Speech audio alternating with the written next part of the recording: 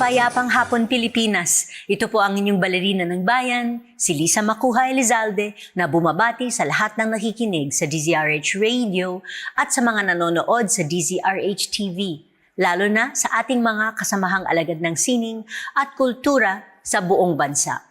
Sa mga panahong masalimuot ang mga usaping panlipunan, ekonomiya at politika, ang diwa ng kabayanihan ay parang ilaw na gumagabay sa atin. Ipinapaalala nito ang tapang at kabutihang loob ay malaking bahagi ng ating Filipino heritage and identity. Tulad din ng katatagan at ng bayanihan, ang mga values na ito ay nasa puso natin. Pero minsan ay parang nakakaligtaan sa gitna ng mga hamon ng buhay. Rediscovering our core values as Filipinos isn't just about looking back at the past. More importantly, it's about finding strength and pride to face the challenges of today and shape a better tomorrow. Sa hapong ito, samahan ninyo kami sa kalahating oras ng masayang kwentuhan about values, heroism, and being Filipino, kasama ang writer, director, and culture advocate na si Bani Logroño. Magbabalik ang Art to Art pagkatapos ng ilang paalala. Programang hatid ay sining at kulturang para sa lahat. Magbabalik ang Art to Art. Tinesting, sinuri, siniyasan. Ang resulta? Super effective ang Shield sa pagpatay ng bakterya at virus. Shield Antibacterial Soap. Believe ang mga eksperto sa Philippine Nurses Association. At si Mami. Tiwala ako sa Shield. Shield Antibacterial Soap. Napatunayang mabisa. Ang mga nurse, tiwala. Hello, Washi! Laundry day na naman! Yay! Anong meron? Mancha ng chocolate, putik, may libag pa. Kaya natin yan! With Pride Washing Machine Detergent, may triple stain-away formula. Tanggal ang makapit, madikit, at madupit na dumit mancha. Kaya easy-easy ang labada. Mula noon hanggang ngayon. All you need is pride. All you need is pride. ACS. Usapang sining at kultura para sa lahat. Art to Art. Nandito pa rin tayo sa Art to Art at kasama natin sa hapong ito ang direktor, manunulat at kampyon ng kabayanihan na si Bani Logroño. Magandang hapon sa iyo, Bani, and welcome to Art to Art. Magandang hapon po, Miss Lisa. Thanks for having me. Happy New Year! Happy New Year, yeah. Okay. So, Bani, can you start by sharing with us how your Filipino-American background has shaped your perspective as a filmmaker and storyteller? Well, as a Filipino-American and someone who grew up a lot of my formative years in America, I wasn't able to experience Filipino culture and learn about Filipino history when I was learning about history in school, when I was in high school and even grade school, because my family and I immigrated to America when I was very young. And so there was that sense of longing to learn more about who I am as a Filipino as I was growing up, because I wasn't able to receive that through the culture that I was surrounded by, and even my education. It wasn't a part of the educational system in America. And so I guess, you know, growing up in America, there was also that kind of feeling of separation from other people. I felt different from everyone else. And so I guess that's also why I started trying to express myself through art, because I couldn't connect with people in the regular way. At the time, I wasn't very good in English yet. When I was younger, I didn't know how to talk to people. There was a different way of speaking. Even if I knew certain English words and certain English phrases, there was also a way of speaking that you had to learn when you go from one country to another. But when it comes to art, you know, whether it's drawing or writing a letter to someone or writing a poem for a friend, I was able to express myself freely, the very essence of what I wanted to share with another person. And so that was the way that I was able to connect with people, and because of me being an immigrant and wanting to have that connection and bonds forming with my friends. That's how I got into art, writing at first, and then eventually when I got my first film camera, my first camcorder, filmmaking eventually. Okay. And then when it comes to making films about my culture, about being Filipino, that came afterwards because as I was dabbling into the different types of art forms that I can express myself through, I found that filmmaking to me was the best way that I found myself to be able to express myself, you know, because filmmaking is, I think for me, the highest form of being able to connect with people. You capture a character on the screen and the person watching is able to connect with them in that way. And, you know, we have a core value in Filipino culture, right? Kapwa is being able to see the self and in the other. And so in that way, I think for me, filmmaking movies, it's a form of making that kapwa connection. And so I really fell in love with filmmaking. And that's why when I graduated from school, I decided to go to film school at the International Academy of Film and Television in Cebu. And that's also where I met my wife. I fell in love with her. And fortunately, her very own father is a filmmaker as well. Lucky Guillermo, he was making films in the 1980s as a cinematographer and an art director. One of the films he worked on was Zuma, a horror Filipino classic. But during the time that I met him, what he was working on were World War II documentary films because he himself was the son of a guerrilla leader during World War II in Ilocos. And so what better way for me to reconnect to my culture than to learn about the heroism that they expressed during World War II. And for me, that's how I reconnected with my culture as a Filipino American. And so that's why for me, when someone asks me, what does it mean to be Filipino? It's that Bayani spirit that is deep within every single Filipino, I believe, that just fires up and awakens whenever, challenges come our way and whenever something, a problem occurs to us as a people. It's something that is deep within every single one of us. And that's what I try to, the message that I try to give with all my works. Okay. But was there a certain turning point or tipping point that made you realize that you wanted to learn more about your Filipino heritage? Any incident that comes to mind other than receiving your first camcorder? I'd say, just sitting in high school in America and, it's a history class. And so you expect to learn about the history of the world, a world history class.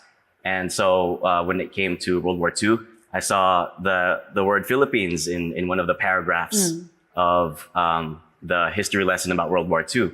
But it said very little about, about my home country. It was just one single paragraph. I think it was just one single sentence also. It just said that something like General Douglas MacArthur saved the Philippines. So it's like very short and very simplified in that way. And so I guess if you're asking me about a turning point or like a curiosity that sparked, maybe that was it. I was like, when I read that in my textbook, I was like, that's really it. Like that's all that this history. I'm book sure there's more could to say. it than that, I'm right? sure there's more that my people did. And so, like I said earlier, it's just so fortunate that the person I fell in love with is the daughter of a filmmaker who is making all these World War II documentaries because it just seemed like it was destiny that I came upon that career path, and now.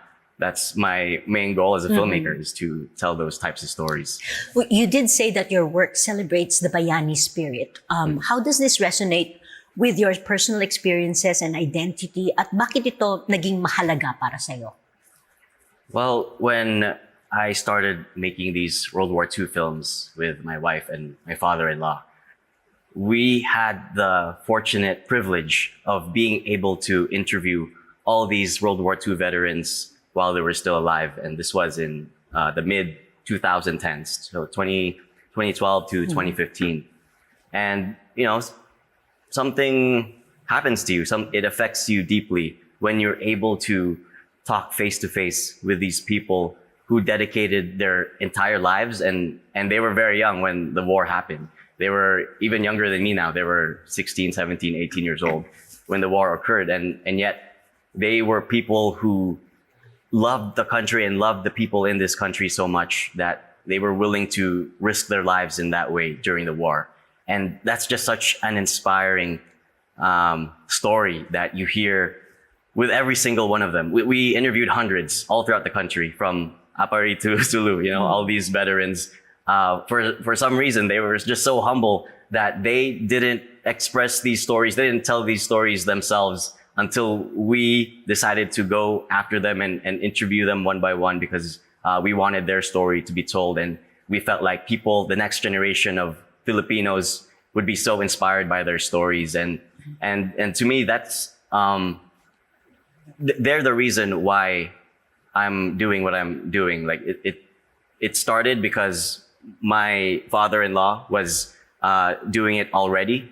And I got into it because I was curious to learn more about who I am as a Filipino. And then as I was doing it, the realization just came along as I was doing the work, that, wow, the Bayani spirit, that is what is inside every single Filipino. And if they just knew about it, and if we awakened it, then who knows what could happen to our country. I mean, it awakens every single time we go through a calamity, the revolution, through World War II, and through everything else. But if it can be awakened, even just within everyday life, then, the problems that we are facing today, we can move past it. And that's the goal with every single work that we do. Okay. And you did say that your documentaries focus more on the lesser-known heroes in World War II. Yes. Tulad ng Hunter ROTC guerrillas, Jose Abad Santos. I actually lived in a house on Jose Abad Santos Street Yeah. my whole life until I got married. And I didn't know that he was a World War II hero. Okay, so how did you learn about them, and what inspired you to focus so deeply on their stories? Yeah, I mean, that's the irony of Bayanis here in the Philippines sometimes, right? Like, we name our streets, we put them on our currency, we name schools and universities and sometimes even cities after them, and yet they're all around us. Their name is all around us, but people don't actually know what they did and who they are, and what they sacrificed their life for in our country. So that's why we want to tell their stories. So when people come across their name, then they actually know who that person is. So in terms of how we decided to tell these people's stories, it was because the very first World War II documentary that I worked on, it was called Manila 1945. It was about the atrocities of war, of how we were victimized during World War II. And when we released that film in 2015, and the World War II veterans and survivors saw that, they were amazed by how we told the story, how it was more relatable to a younger audience, how it captured the younger audience's attention.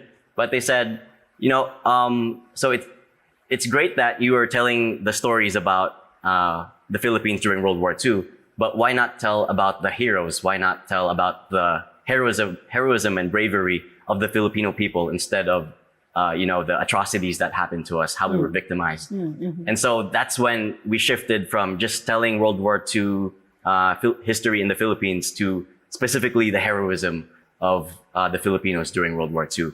And how we got into telling the specific topics is just the people themselves recommending it for us. So it was sort of bayanihan in that way. The sons and daughters of the hunters, guerrillas themselves wanted their parents' stories to be told in the way that we were telling our World War II documentary stories. So we started with that. The movie is called Unsurrendered 2.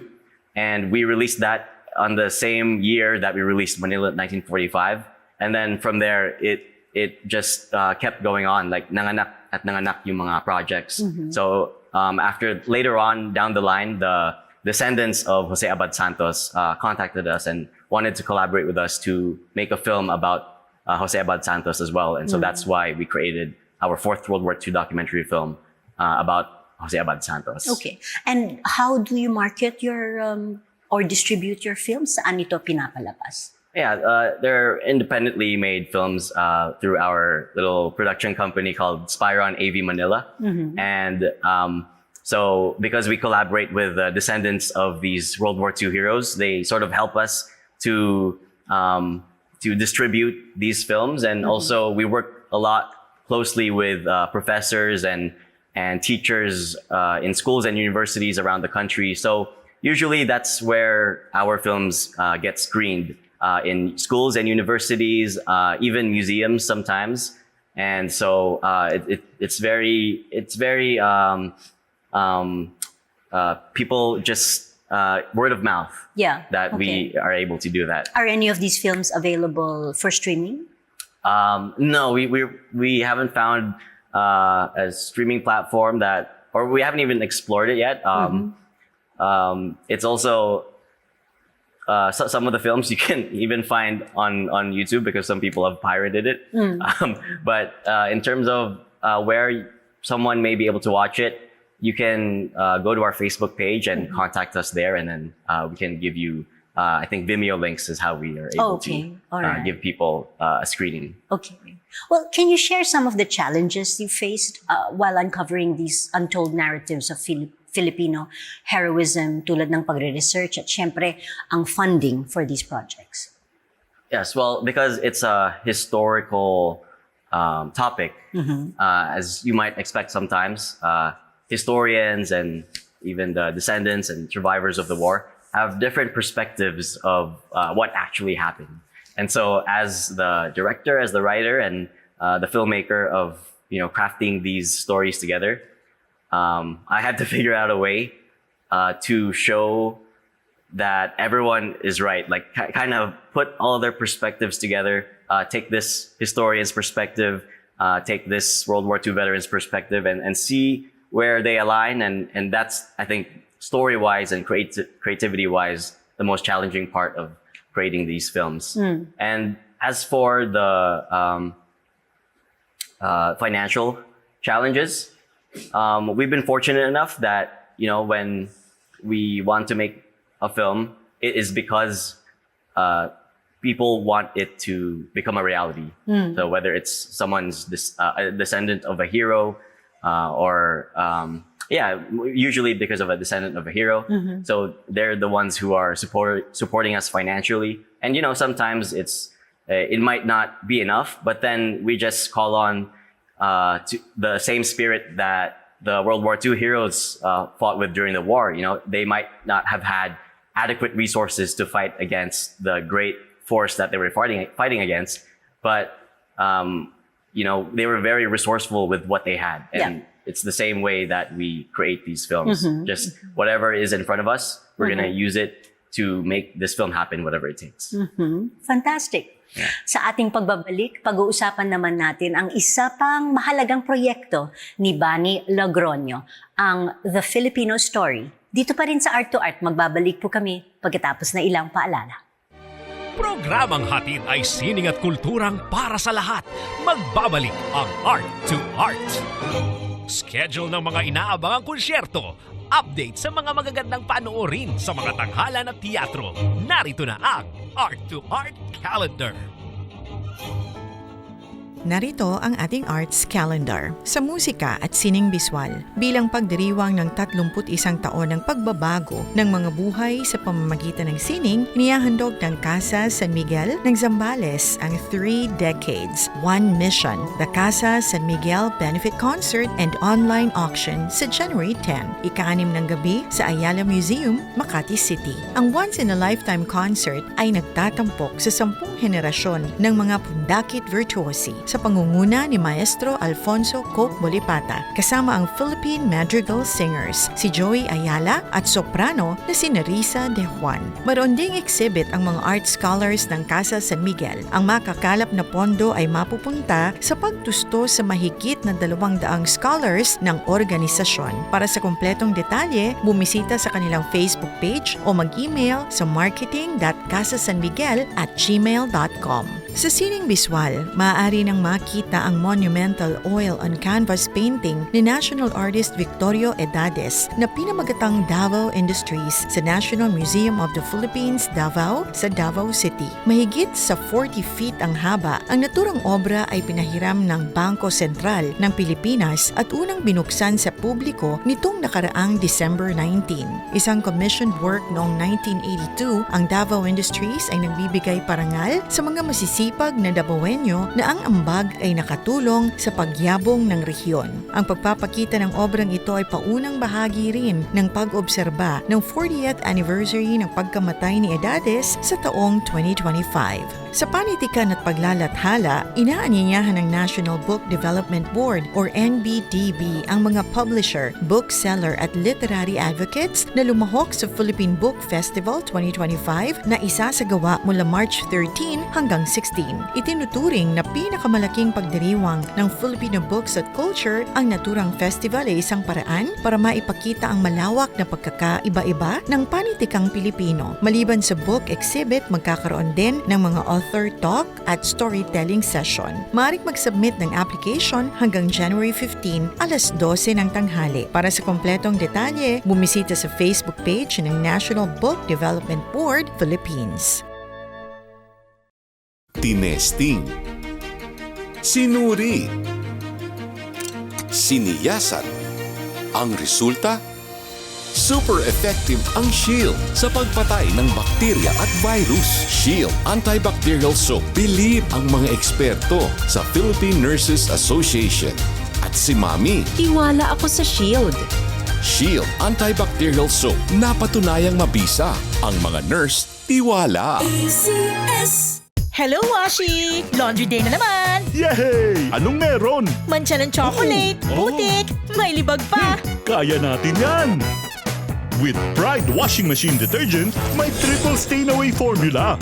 Tanggalang makapit, madikit, at malupit na dumit-mancha.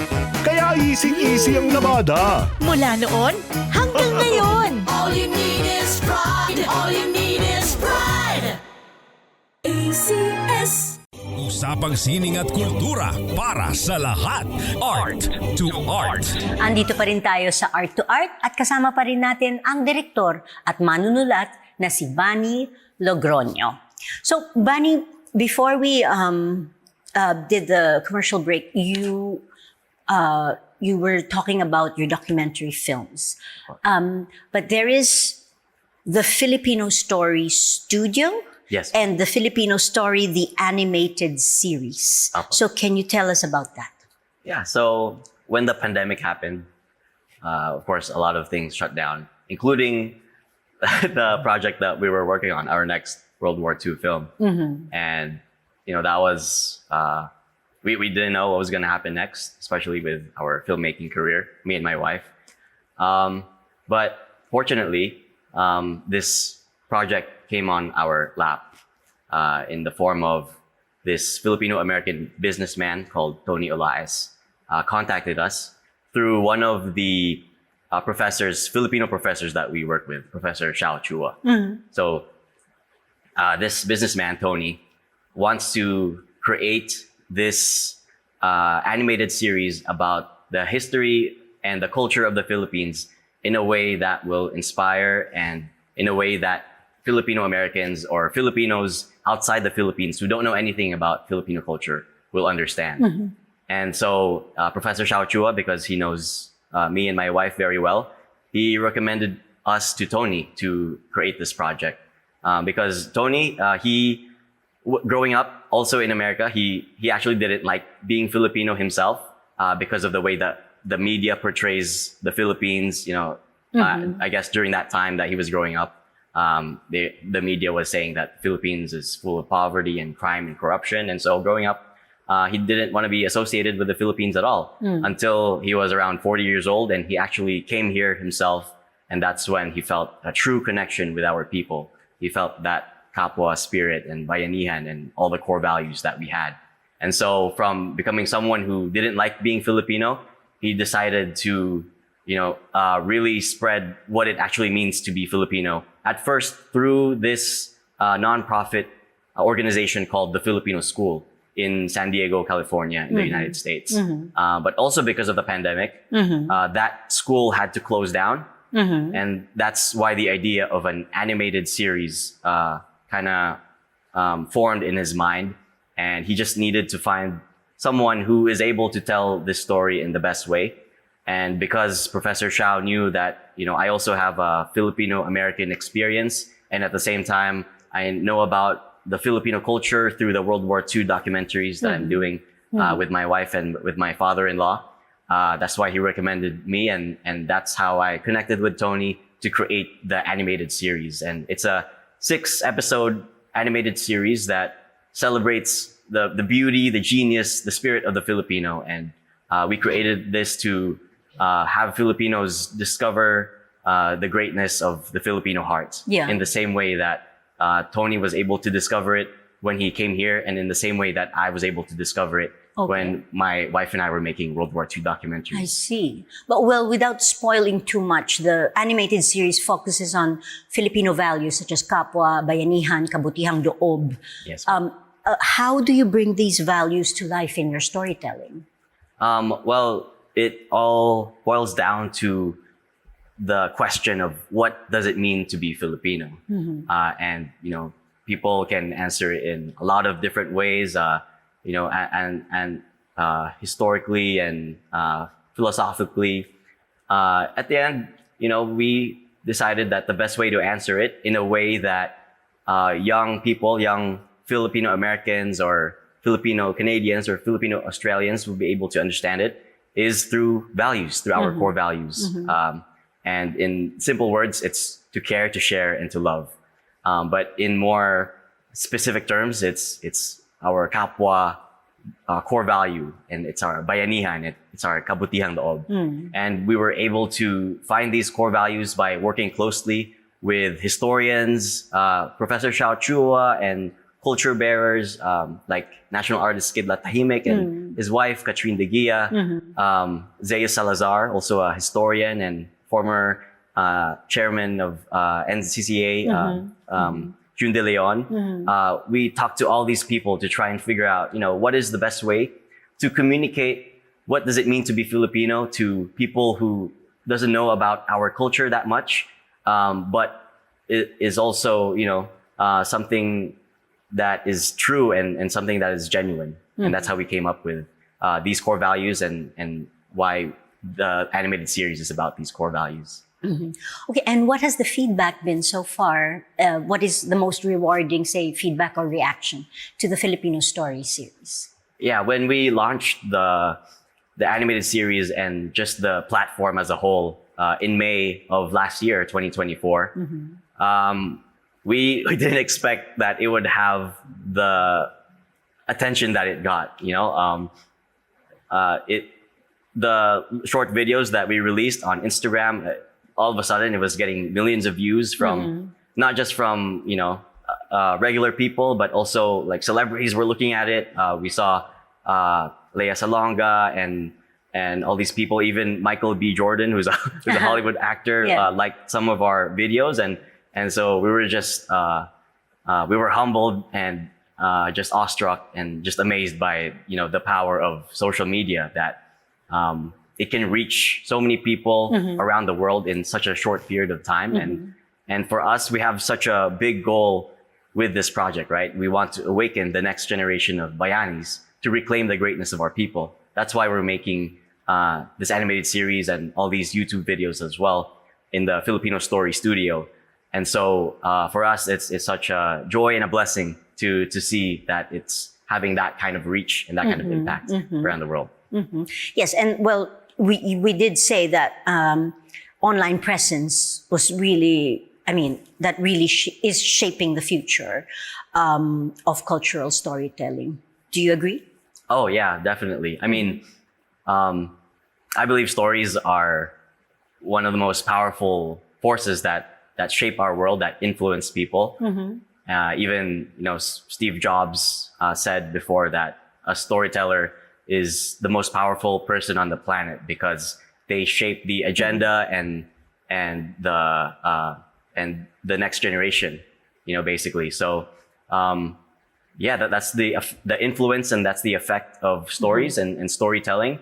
And to put that on the internet, storytelling into the internet, which is a platform where everybody is in, it becomes limitless how you can influence the world. And that's why I think Tony had this idea of converting what he had, the Filipino school, which is a physical space, into the Filipino story, which is in cyberspace, which is essentially limitless. And it's reaching so many people. Yes. Okay, your documentaries and series inspire younger generations to reconnect with their heritage.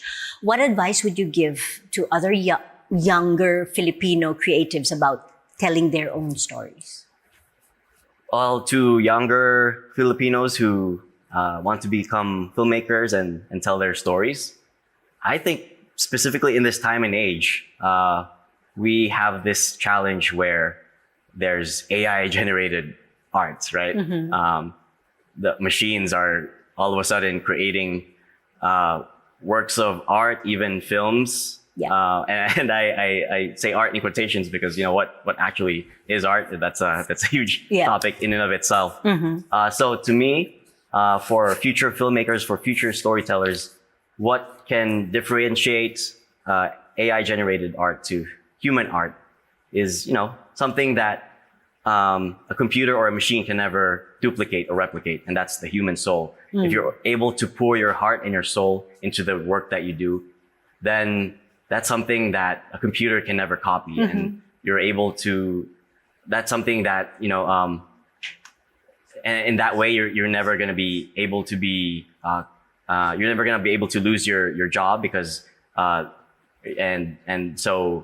me, that's I think the most important part for future filmmakers, future artists is to be able to create their art and their stories in a way where their soul, their very essence is evident in it, so that AI and all these machines can never replicate that. That's true. Well, 2025 has just begun. Ano ang mga plano mo para sa The Filipino Story Studio? May mga bagong proyekto or content ka bang ilulunsad? For us, for the Filipino Story Studio team, we just want to continue the work that we began last year. We want to continue telling stories, specific stories, both here in the Philippines and both about the global Filipinos abroad that kind of exude the core values that we want to spread through our platform. So stories from everyday Filipinos who are exemplifying bayanihan and kapwa and kabutiang loob through the work that they're doing, shining their bayanihan spirit through whatever work that they're doing all around the world. And specifically, we're working with Museo Pambata, which just reopened last year. We're also working with a lot of other organizations as well, not just here in the Philippines, but in America too. So we're looking forward to releasing those videos and projects. Okay. Maraming salamat sa pagdalo mo sa aming programa, Bani. And of course, we wish you all the best in the new year at sana magkaroon ka pa ng maraming meaningful projects that highlight the greatness of the Filipino spirit. Mabuhay ka. Salamat po. Hanggang sa susunod na linggo, samahan ninyo kami ulit dito sa Art to Art, kung saan ang usapang sining at kultura ay para sa lahat. Ito po ang inyong balerina ng bayan, Lisa Macuja Elizalde, nagpupugay sa artistang Pilipino.